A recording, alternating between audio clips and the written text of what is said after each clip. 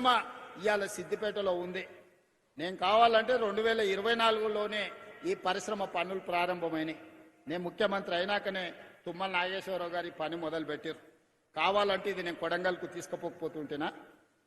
ఎందుకు ఇక్కడ కట్టించినాం? ఇక్కడ రైతుల కోసం కట్టించినాం. ఇక్కడ ఉండే ఎమ్మెల్యే కోసం కట్టలే. ఎమ్మెల్యే ఉన్నాడని తరలించలే. ఇవాళ సిద్దిపేటలో కట్టిన తర్వాతనే నా కొడంగల్కి ఇంకొక పరిశ్రమ ఇయ్యమని మా మంత్రులను నేను అడుగుతున్నా. నేను వివక్ష చూపియను. వివక్ష అని చెప్తున్నారు తప్పు. ఒకవేళ వివక్ష గురించి చర్చించాల్సి వస్తే 2014 నుంచి 2024 వరకు మీరు కొడంగల్కి ఎన్ని నిధులు ఇచ్చిండ్రు, ఈ 24 నెలల నేనెన్ని ఈ ప్రాంతానికి నిధులు ఇచ్చినో మొత్తం లెక్క తీద్దాం. వివక్ష మా ఇంట వంట లేదు. మిమ్మల్ని చూసి ప్రజల్ని అంచనా వేయం. ప్రజలతో మాకు ప్రత్యక్ష సంబంధం ఉంది. పేదల పట్ల మాకు ప్రేమ ఉంది. పేదల పట్ల అభిమానం ఉంది. ఆ పేదల కోసం పనిచేస్తాం తప్ప రాజకీయ నాయకుల కోసం పనిచేయం. మీరు అట్లా చేసిండ్రు కాబట్టి మేము కూడా అట్లనే ఉంటామని అనుకుంటే అట్లాంటి ఆలోచనలని దూరం పెట్టమని చెప్పి నేను విజ్ఞప్తి చేస్తున్న ఈ శాసనసభ్యుడికి. రాజకీయాలు ఎన్నికలు వస్తే ఓకే, ఎన్నికలు పోటీ పడదాం. ఎవరేందో ప్రజలు తీర్పిస్తారు. నువ్వు చెప్పేది నువ్వు చెప్తావు, నేను చెప్పేది నేను చెప్తా. చివరికి ప్రజలు తీర్పిస్తారు. 2014, 2018 కూడా మేము పోటీ పడ్డాం. ఆనాడు మీకు ఇచ్చిన అధికారం. 2023లో మీరు మేము పోటీ పడ్డాం. కానీ అధికారం మాకిచ్చిండ్రు. 2029లో మళ్ళీ మాకే ఇస్తారు. కాకపోతే ఆ ఎల్లా సిద్దిపేట నుంచి ఎమ్మెల్యేని గెలిపించండి. సిద్దిపేట నుంచి గెలిచిన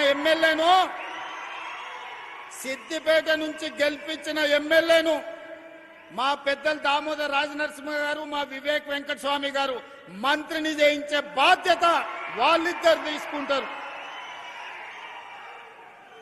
2029 ఎన్నికలలో సిద్దిపేటలో గెలిచే ఎమ్మెల్యేను వాళ్ళిద్దరు మంత్రిని చేసే బాధ్యత తీసుకుంటారు. ఈ వేదిక మీద నుంచి నేను మీకు మాట ఇస్తున్నా. ఈ ప్రాంతంలో 1984 నుంచి 2029 వరకు ఒకే కుటుంబం ప్రజలలో ఉన్నారు. ఇతరులకు ఒక అవకాశం ఇవ్వండి అని నేను అడుగుతున్నా. చూడండి, మార్పు చేసి చూడండి, మంచి జరుగుద్దో లేదో చూడండి. అందుకే ఈ ప్రాంత ప్రజలు చైతన్యవంతులు. ఈ ప్రాంత ప్రజలు విచక్షణతో ఆలోచన చేయండి. ఈ ప్రాంతాన్ని అభివృద్ధి చేసే బాధ్యత మా ప్రభుత్వం తీసుకుంటుంది. మల్లన్న సాగర్ సమస్య ఉండొచ్చు, ఇతర సాగునీటి ప్రాజెక్టులప్పుడు ఏటిగడ్డ కిష్టాపూర్లో 48 గంటలు నేను దీక్ష కూర్చున్న మల్లన్న సాగర్ అప్పుడు. ఆనాడు దామోదర్ రాజనరసింహ గారు, రఘునందన్ రావు గారు అందరు ఈ ప్రాంత రైతుల కోసం వచ్చి నిలబడ్డారు.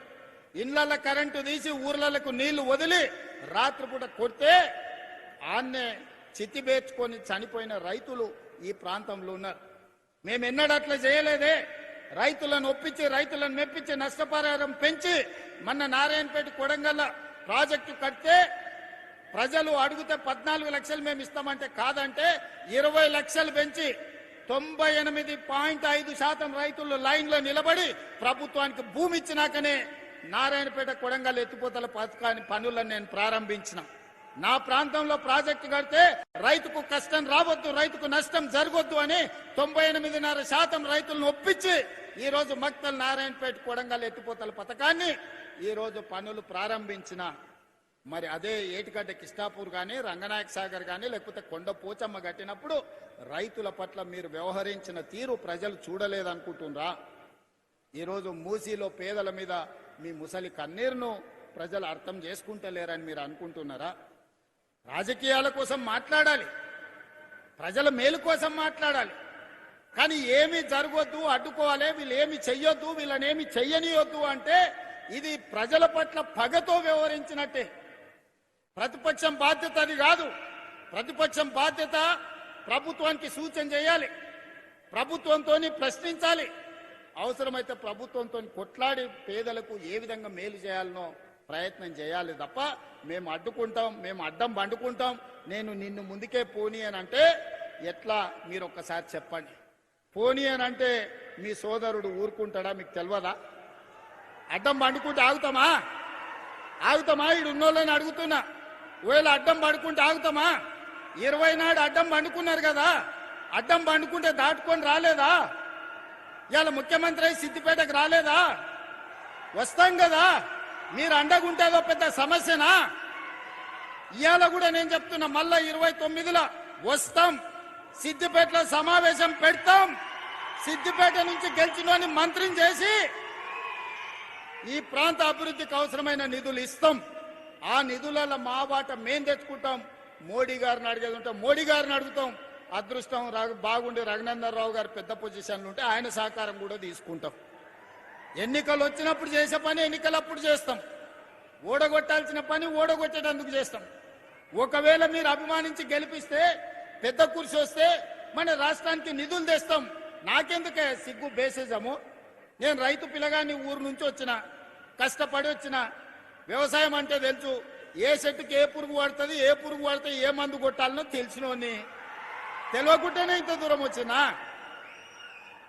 ఏ చెట్టుకి ఏ పురుగు పట్టినా పురుగును వదిలిచ్చే తెలివితేటలు మీరిచ్చిండ్రు, దేవుడు ఆశీర్వదించిండ్రు. ఏ దానికి కూడా ఎవరు వెనక ముందు ఆలోచన చెయ్యకండి. ఈ ప్రాంతాన్ని అభివృద్ధి చేసుకుందాం. మా అధికారులకు సూచన చేస్తున్నా, సిద్దిపేటను ఏ మాత్రం వివక్ష వహించకండి, చూడకండి. సిద్దిపేట ప్రాంతానికి అభివృద్ధి నిధులు ఇవ్వండి. మిగతా నియోజకవర్గాలను ఏ విధంగా చూసుకుంటున్నామో సిద్దిపేట పట్ల ఎలాంటి వివక్ష చూపించాల్సిన అవసరం లేదు. ఇది తెలంగాణలో ఉన్న శాసనసభ నియోజకవర్గం. 119 శాసనసభ నియోజకవర్గాలను సమాన దృష్టితో చూస్తాం. మాలాకటి వెనకబడ్డోళ్ళము, ఆకలైనోళ్ళము, ఒంటిపూట తిన్నోళ్ళము, ఓ బుక్క ఎక్కువ తింటే మీరు కూడా అయ్యే ఇన్ని రోజులు ఉపాసం పడినంటే ఇప్పుడు ఓ బుక్క తింటుండని మీరు కూడా జర్ర చూసి చూడనట్టు ఉండరు. ఎందుకంటే మేము జొన్న రొట్టెలు కందిపప్పు తిని బతికినోళ్ళం. ఇప్పుడే జర తెల్లపువ్వ తిని చికెన్ మటన్ తినే కాడికి వచ్చిన జర ఆకలి ఉంటుంది. కొడంగల్కు నిధులు ఇస్తున్నా అంటే మరి నేను ముఖ్యమంత్రి అయినా అడగరా? ఊరికి పోతే అడగరా? ఏం తెస్తూ అన్నా నిన్ను ముఖ్యమంత్రిని చేస్తూ మరి ఏమన్నా తెచ్చినావంటే నేను ఏమన్నా చెప్పాలి కదా. పిల్లగాడు దుబాయ్ పోతాడు పని చేయనికి, అమ్మనాయనం చూడడానికి వస్తే ఏమన్నా బట్టలు, అన్నదమ్ములకు బట్టలు అద్దాలు తెచ్చిండని చూడరా? చూస్తారా? చూడరా? మీరు అందరూ గట్లనే మరి పిల్లగాడు ఉపయోగపడి బయటకు పోయి ఎదిగిండు అని అంటే ఆడ నుంచి ఏదన్నా ఆశిస్తారు. ఏమన్నా చేస్తే చేసినా కానీ మీకు అన్యాయం చెయ్యను. మనందరం కలిసి బాగా పనిచేసుకుందాం. మీరందరూ అండగా నిలబడండి. ఈరోజు రైతు భరోసాలో భాగంగా దాదాపుగా 3,600 కోట్ల రూపాయలు మీ ఖాతాలో వేసినాం. మిగతా పైసలు కూడా 45 రోజుల్లో మీ ఖాతాలో పడతాయి. పోయినసారి మన దగ్గర నగదు ఉండే 9 రోజుల్లోనే 9,000 కోట్ల రూపాయలు రైతు భరోసా నిధులను మీ ఆయల్లో మీ ఖాతాలో వేసినాం. మీ అకౌంట్లో ఒక్కసారి చూసుకోండి. మొదలు పెట్టి చివరికి 9 రోజుల్లో 9,000 కోట్ల రూపాయలు ఆయల్లో వేసినాం. ఆయల్లో ఉన్నాయి కాబట్టి మీకే వడ్డిచ్చినాం. ఇవాళ కొంచెం వెనుక ముందుంది కాబట్టి 45 రోజుల్లో 9,000 కోట్ల రూపాయలు రైతుల ఖాతాలో వేసి రైతును రాజును చేసే బాధ్యత నాది, మా ప్రభుత్వాన్ని. మీరు ఆశీర్వదించండి, అండగా నిలబడండి. అభివృద్ధి పదం వైపు తెలంగాణ రాష్ట్రాన్ని నడిపించుకుందామని తెలియజేస్తూ మీ అందరి దగ్గర సెలవు తీసుకుంటున్నా. ధన్యవాదాలు మిత్రులారా. రేవంత్ రెడ్డి గారి నాయకత్వం, రేవంత్ రెడ్డి గారి నాయకత్వం, రేవంత్ రెడ్డి గారి నాయకత్వం, రేవంత్ రెడ్డి గారి నాయకత్వం.